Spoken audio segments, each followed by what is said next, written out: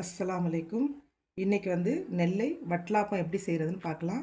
அதுக்கு first 300 gram சாப்பாட்டு அரிசி, புழுங்கல் அரிசி 300 கிராம் 5 மணி நேரம் ஆச்சு ஊற வச்சு இப்படி ஊற வச்சுக்கணும்.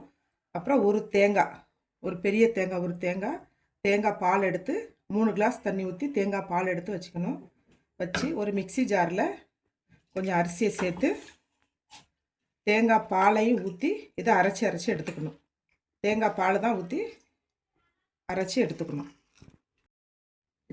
இட்லி மாவு பதத்துக்கு அரைச்சி எடுத்துக்கணும்.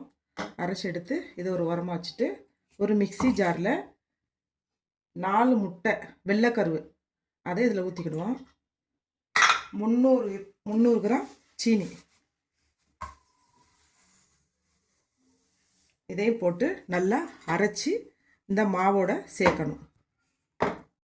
இப்போ இந்த மாவில் அரைச்சி வச்ச முட்டையும் சீனியையும் மிக்ஸ் பண்ணிக்கிடுவோம். இது மிக்ஸ் பண்ணோம்னா இது கரெக்டாக இந்த தண்ணி அளவு கரெக்டாக இருக்குது.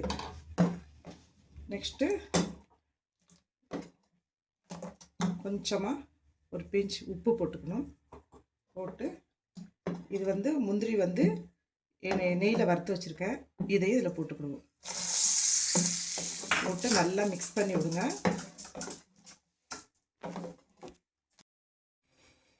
இந்த மாதிரி ஒரு வட்டமான பாத்திரத்தில் நெய்யை அப்படியே தேய்ச்சிட்டு இதில் மாவை ஊற்றிக்கிடுவோம். ஒரு 2 கரண்டி ஊற்றினா போதும். இதில் இந்த மாதிரி ஒரு 2 கரண்டி ஊற்றி இப்போ அவிச்சி எடுத்துக்கலாம். ஒரு இட்லி பாத்திரத்தில் இந்த மாதிரி ஒரு பிளேட் போட்டுக்கிட்டு அதில் இந்த இதை வச்சு இப்போ அவிச்சி எடுக்க போகிறோம்.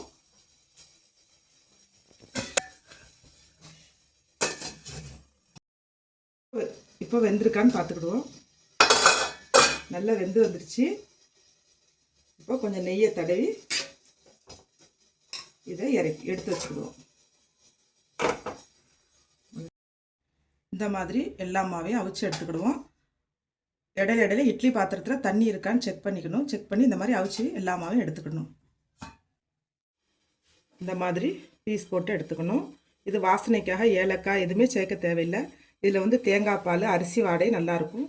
நம்ம முட்டையோட வெள்ளைக்கருவு தான் சேர்த்துருக்கோம். மஞ்சக்கருவு சேர்க்காதனால இதில் வாசனை வராது. தேங்காய் பால் வடையும் அரிசி வடையும் நல்லாயிருக்கும் சாப்பிட்றதுக்கு. இதை மாதிரி ட்ரை பண்ணி பாருங்கள்.